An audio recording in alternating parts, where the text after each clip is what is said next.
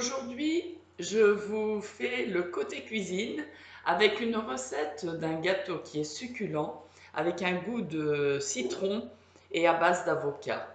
Si vous aimez la noix de coco, si vous aimez l'avocat, si vous aimez le citron, c'est fait pour vous. Ça se fait en un quart d'heure et vous allez voir, c'est succulent. Donc voilà ce que je vous recommande comme ustensile. C'est un moule dans lequel vous voyez, vous avez un fond qui est amovible, qui est en verre, ce qui permet de faire de très beaux gâteaux euh, rien que par la superposition de différentes couches. Donc on va d'abord mettre la croûte au fond et puis après la pâte. Vous allez voir, ça fera un très très beau gâteau. C'est tous les gâteaux que vous pouvez retrouver sur mon site et sur ma page Facebook également. Alors donc ce moule, pour ce gâteau, alors la décoration, moi je suis très très attachée à la décoration.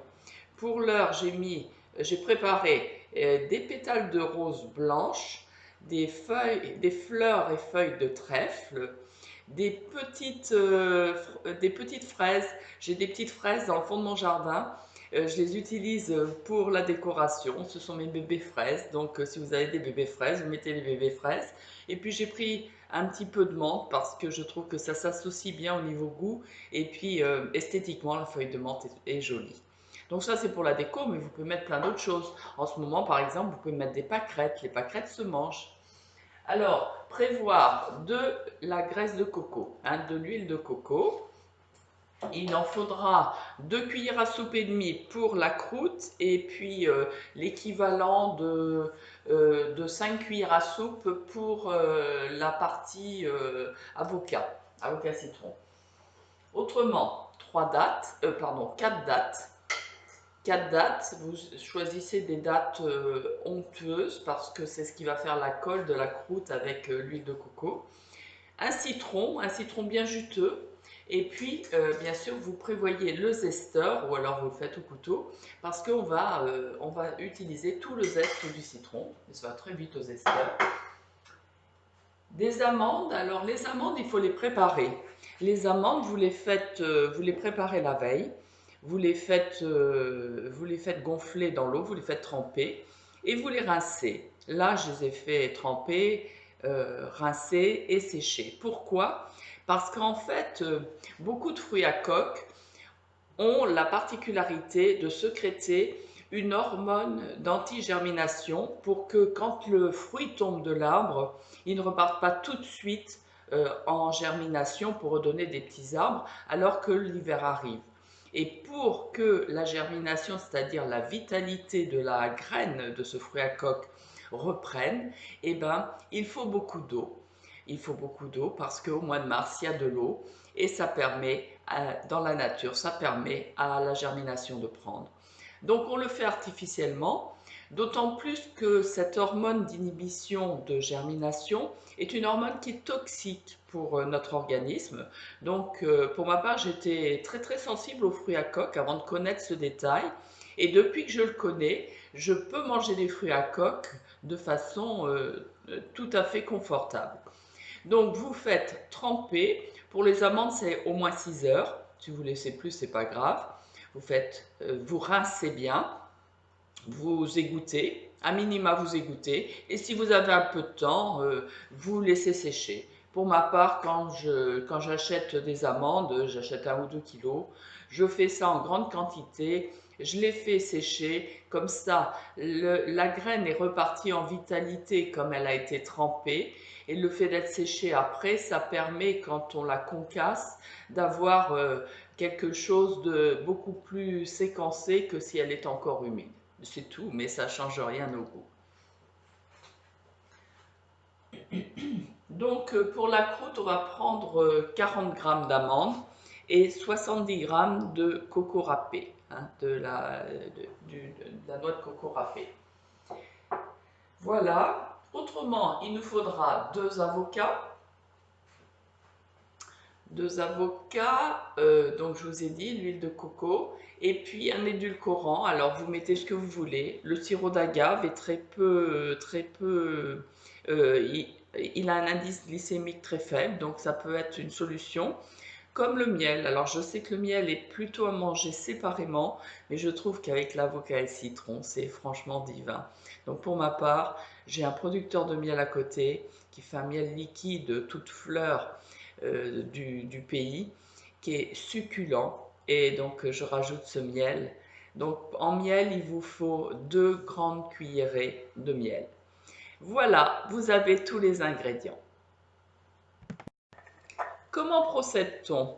Alors, on peut procéder avec, là je vous montre une alternative au Magimix. Pour ma part, j'utilise le Magimix, mais j'ai acheté il y a très peu de temps cet appareil qui permet de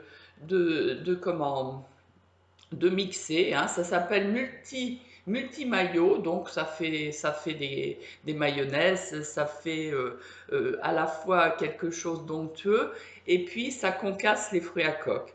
Donc je trouve ça très bien parce que vous voyez, ça se met en S croisé, il y a 2 lames en S croisées et 500 watts, c'est pas très puissant. On peut même faire passer de la glace pilée avec cet appareil-là.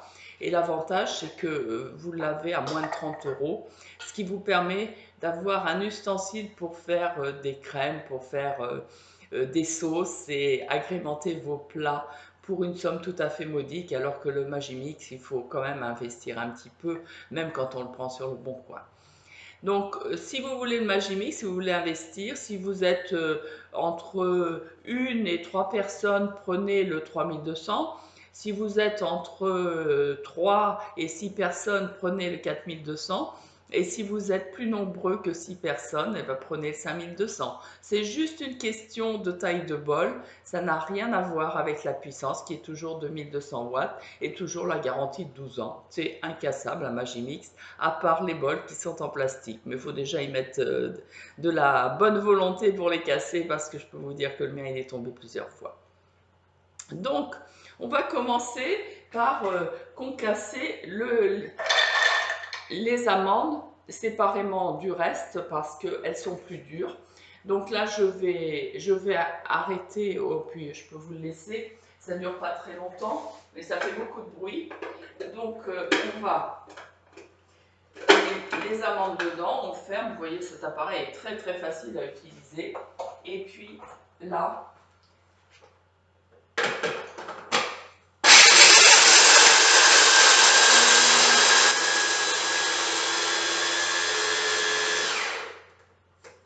voilà, donc on a une forme de poudre d'amande. Déjà, vous voyez, vous avez le temps réel, c'est pas très long.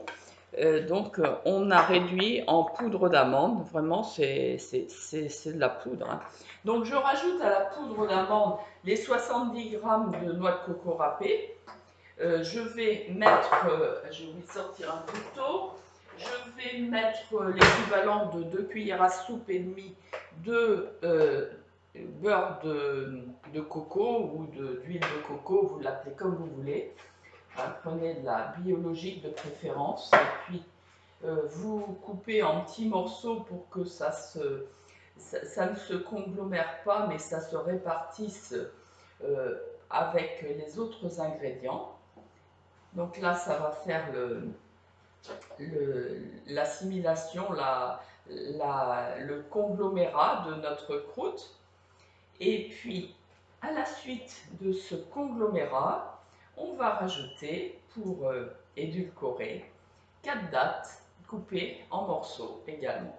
Donc, vous les coupez en 4 ou en 6 comme vous pouvez. Là, les miennes sont très molles, ce qui va être beaucoup plus facile à assimiler au reste de la croûte.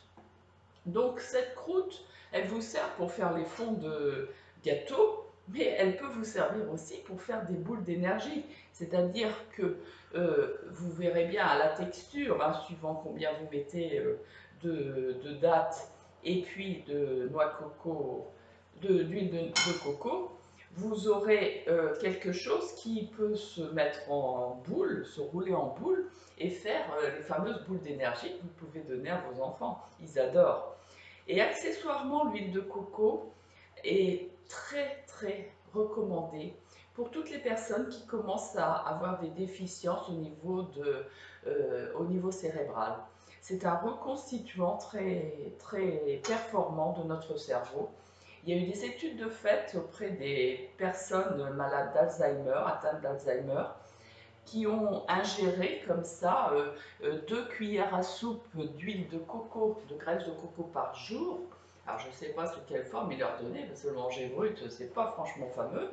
Par contre, vous voyez, dans un dessert comme celui-là, assimilé à de l'avocat, donc ça passe très très bien, surtout avec du citron. C'est beaucoup moins flatteur et en même temps, on a les propriétés.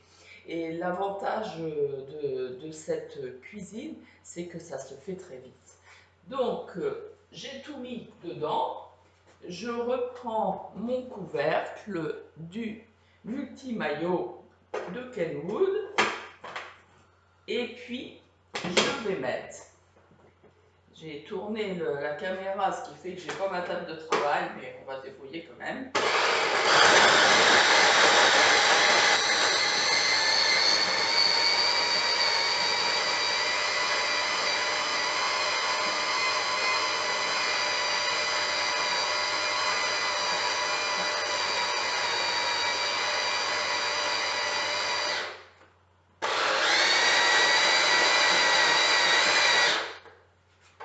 Bon, ben parfait.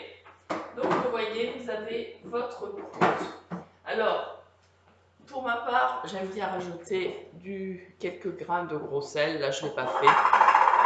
Ça dépend des goûts, mais j'aime bien. C'est mon côté breton. Je trouve que ça fait gâteau breton avec le sel. Alors, au lieu de mettre du beurre, eh ben, moi, je mets de la date et puis de l'huile de coco salée. Alors, je répartis dans le moule. Vous voyez, ça tombe très vite, ça colle pas du tout. On n'a même pas besoin de laver le multi-maillot entre les deux plats. Donc, j'ai réparti la pâte. Là, je vais le faire avec les doigts. On peut le faire avec un pilon. Et vous répartissez donc uniformément la pâte, enfin la pâte, on va dire la poudre conglomérée, je ne sais pas comment on dit, au fond du plat. Et puis après, vous écrasez plus fort. Alors pour ça, soit vous prenez un pilon, soit vous posez et puis vous appuyez avec les doigts. De toute façon, comme on le met au frigo, ça va durcir puisque la graisse de coco va automatiquement durcir avec les autres ingrédients au froid. Donc ça nous fait une hauteur de environ un demi-centimètre. Si vous aimez plus la croûte, vous pouvez vous doublez les quantités et puis vous en faites une de 1 centimètre. Hein. Après, c'est à vous d'inventer. La balle est dans votre camp. Donc on y va pour la croûte qui est déjà faite. Et maintenant, on va faire le dessus. Alors le dessus, bon, moi je commence par faire mon zeste de citron. Alors le zeste de citron, le zesteur, je trouve ça génial, un zesteur. J'ai découvert ça sur un marché avec une dame qui vendait des ustensiles de cuisine. C'est des gens passionnants, les gens qui vendent des ustensiles de cuisine, parce qu'ils vous donnent plein de recettes. Donc si vous aimez papoter comme moi, ben, vous allez trouver des personnes qui vendent des ustensiles de cuisine, soit en magasin, soit sur les marchés, et ils vous raconteront plein de choses au niveau de la cuisine, toutes les histoires. La cuisine, c'est la famille, c'est nos goûts, c'est nos émotions, c'est plein de choses. Alors l'avantage de la cuisine vivante, justement, c'est qu'on garde la vitalité des produits. C'est-à-dire que si notre repas nous apporte, on va dire, 500 calories joule d'énergie et qu'on en consomme seulement 200 pour le digérer, on a un surplus, un bénéfice de 300 calories joule. C'est l'avantage de la cuisine vivante qui est adaptée à notre physiologie. Alors que la plupart des cuisines sont des cuisines qui vont nous apporter beaucoup de calories, mais vont nous en demander encore plus pour être digérées parce qu'elles ne sont pas adaptées à notre physiologie. Donc ça demande énormément d'efforts. à nos organes. Et nos organes se fatiguent. D'où après le fait d'avoir des bouts, des cristaux qui s'amoncellent dans notre corps et qui vont faire comme un tas de fumier, entre guillemets, sur lequel les bactéries vont prendre place et vont se développer. Donc, pour rester en bonne santé, attention à ce que vous mangez. À ce propos, j'ai vu, excusez-moi, je suis allée chercher les avocats, j'ai vu il y a quelque temps une émission à la télévision. C'était un peuple de Brésil, des Indiens du Brésil, et le chef indien qui allait voir les autorités pour revendiquer leurs terres, puisqu'on leur avait spolié leurs terres pour faire des cultures de canne à sucre et de soja. Vous imaginez déjà, nous, on est repus et on nous fout de la canne à sucre alors qu'on mange beaucoup trop de sucre. Quand on n'utilise pas en biocarburant, vous voyez un petit peu le gâchis. On a déforesté complètement des terres ancestrales et autrement on fait du soja pour notre bétail à nous. Vous imaginez, alors qu'on a un tas de problèmes, notamment cardiovasculaires, du fait que les bêtes ne sont plus dans les champs à bénéficier des pâturages. Une vache, ça mange de l'herbe, ça ne mange pas du soja. Et nous aussi, sauf dans certains coins du monde. Alors, je vous montre un truc, cet appareil pour presser le jus de citron, génial, parce que vous avez les pépins qui restent à l'intérieur. Donc, je presse le jus d'un citron, après avoir tiré le zeste du citron. Pour ma part, je garde ce qui reste de ce citron-là, je le passerai à l'extracteur de jus ce soir, avec ma cueillette d'herbes sauvages. J'ai pris là des petites feuilles de ronces, de l'ortie, du trèfle, la consoude et puis du plantain. Donc voilà, c'est la cueillette de saison, régulièrement, pratiquement tous les jours. Je vais me faire de la cueillette et puis je rajoute ça avec des légumes. Je trouve ça succulent. Donc là, je prends mon avocat. J'ai une cuillère. On n'est pas loin. Donc je mets l'avocat que j'ai séparé en petits morceaux, mais ça c'est juste pour que la toupie passe bien entre les morceaux. Je pourrais le faire à la cuillère. Vous n'êtes pas obligé de faire compliqué, vous faites comme ça vous dit, c'est très bien. Et vous verrez que le gâteau sera formidable. Donc on est à un avocat. Là, comme ils sont petits, j'en mets deux, mais si vous avez un gros avocat, vous n'en mettez qu'un. Hein. Vous n'êtes pas obligé d'en mettre deux. De la même façon, vous pouvez remplacer l'avocat par un autre fruit, un autre légume. C'est à vous d'inventer. Hein. J'en ai fait un à la groseille l'autre fois. C'était fabuleux. J'ai fait, bon, j'en fais à la myrtille. Mais dans ce cas-là, j'essaie de rajouter de la noix de cajou parce que c'est beaucoup plus liquide. Mais pourquoi pas rajouter de la banane aussi, parce que la banane, ça fait un peu l'effet de l'avocat. Ça permet d'avoir la texture de pâte. Là. Et puis, mon avocat est dur dans un endroit. Bon, ça va passer.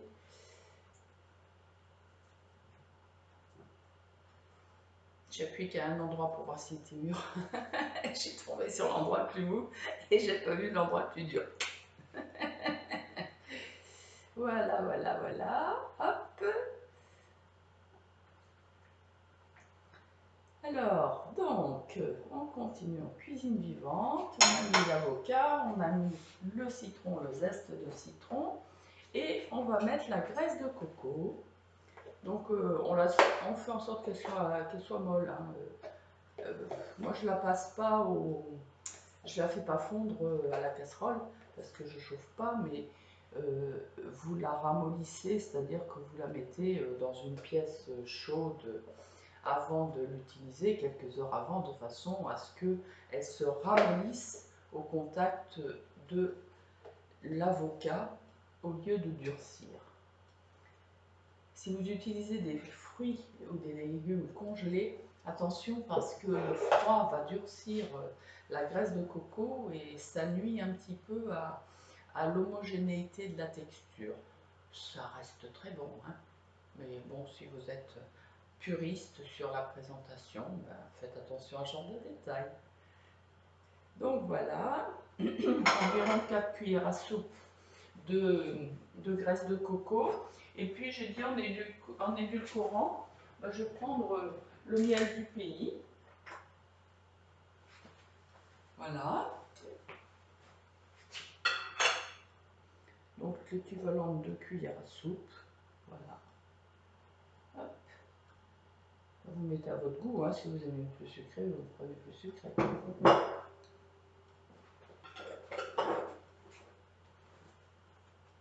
On va mettre le chapeau et on tourne.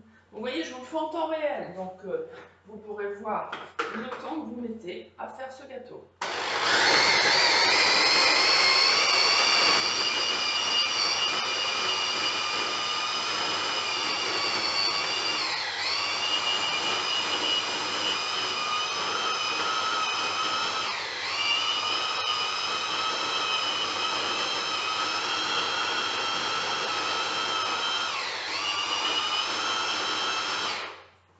Voilà, j'ai tourné un peu plus longtemps pour éviter les morceaux d'huile de coco, mais on pouvait arrêter avant, hein.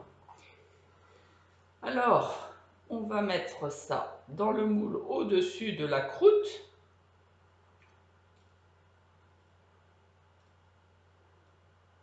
Alors, vous pouvez aussi garder cette crème séparément d'une croûte. Autant comme vous pouvez utiliser la croûte séparément de la crème pour faire des boules d'énergie, autant que vous pouvez utiliser la crème séparément de la croûte pour faire des crèmes. Hein, vous mettez ça dans une petite verrine et puis vous mangez que la crème. C'est délicieux. Vous mettez une framboise au bout ou un petit bébé fraise et vous verrez, c'est super sympa. C'est très très apprécié. En plus, c'est pas du tout flatteur, donc quand on aime bien un petit goût doucereux et un petit peu sucré, mais à peine, et puis qu'on aime le goût du citron à la fin d'un repas, c'est très très frais, c'est super bon. Ça, vraiment, c'est quelque chose qui est très apprécié. J'ai beaucoup d'amis, moi, quand elles m'invitent à manger, elles me disent « Oh, tu nous fais de la crème à l'avocat ». Voilà, donc j'arrive avec mon bocal de crème à l'avocat, ou mon gâteau, quand je fais une croûte, et tout le monde apprécie. C'est vraiment original parce que vous voyez un gâteau vert, regardez comme elle est belle la pâte, un gâteau vert qui a goût de citron, mais je vous jure que même les gens qui n'aiment pas l'avocat, ils ne se rendent même pas compte qu'il y a de l'avocat dedans. Ça donne la texture, mais on ne sent pas vraiment le goût. C'est le citron qui domine. Voilà, voilà, voilà, voilà.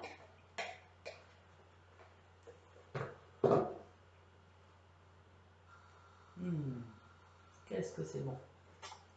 J'avais mis à côté, pour mon plus grand bonheur. Donc, là, je l'étale. C'est l'opération la plus délicate, c'est de l'étaler. De la répartir dans une verrine si vous la mettez dans une verrine. Donc l'aplatis avec la spatule. C'est pas forcément très très plat, mais je vous jure en présentation, ça vaut un gâteau de pâtisserie de grand pâtissier, hein. J'ai des personnes qui viennent régulièrement faire des dégustations à la maison et qui adorent les gâteaux, framboises, avocat, tout ça. Donc vous voyez, voilà le gâteau. Et maintenant, je vais faire une décoration. Donc je vais mettre au cœur la feuille de menthe avec, je vais mettre 2 feuilles de menthe de chaque côté. Et puis on va mettre des bébés fraises, des pétales des pétales de rose blanche. Ça va très bien avec le vert. Ça fait un peu Noël, vous savez, du vert, du rouge, du blanc, là. On a l'impression qu'on a Noël au mois de juin, c'est génial. Voilà. Donc, allez hop, un petit peu d'air de Noël avec des pétales de rose qui se mangent. Je vous rappelle que la fleur de rose se mange, que tout ce qui fait partie de la rose se mange. On ne peut mettre en cuisine que des fleurs et des feuilles qui se mangent. Hein. Attention, même si vous avez quelque chose qui est magnifique et qui n'est pas comestible, vous n'êtes pas autorisé à le faire. Et je vous déconseille. Là, et puis on met du trèfle. Allez hop, un petit peu de trèfle et un autre de trèfle. Voilà, voilà. Mon gâteau, il reste plein de fraises, on va en rajouter. On va faire des tours de bébé fraises.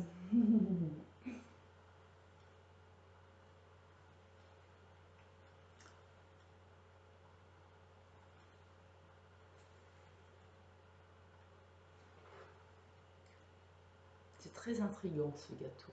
Quand les personnes voient arriver un gâteau vert sur la table, il y a tout de suite quelque chose qui se passe. Un gâteau vert. Ça fait un peu gâteau anglais, vous savez, là, vous avez des pâtisseries anglaises qui sont vertes, roses, rose bonbon. Ben là, c'est le gâteau anglais avec des saveurs hyper naturelles. Donc voilà, ça c'est la décoration du jour. Voilà, voilà. Donc on va le mettre 2 heures au frigo et après je vais le démouler et vous faire voir ce que ça donne. Opération démoulage. Donc regardez le gâteau, je mets l'écran dessus. Voilà. Donc on va enlever le tour pour découvrir la merveille. Voilà, voilà, voilà. Regardez-moi ça. Si c'est beau. Oh là là là là. On va lisser un peu. On peut laisser un peu plus de 2 heures. Hein. Vous pouvez le faire la veille pour le lendemain. Si vous voulez. Moi, je suis gourmande. Donc, j'attends pas beaucoup. Je mange presque aussitôt. Voilà. Regardez le beau gâteau. C'est super. Vous trouvez pas? Il est magnifique. Voilà. Avec les 2 couches. Regardez comme chez le pâtissier. Merveilleux. Alors, si vous aimez ces recettes, partagez, demandez, mettez des commentaires, demandez-en d'autres. Et si vous êtes assez nombreux à suivre cette chaîne sur les recettes de cuisine, je vous en mettrai d'autres. Ce sera avec plaisir. À très bientôt et je penserai à vous en dégustant cette merveille.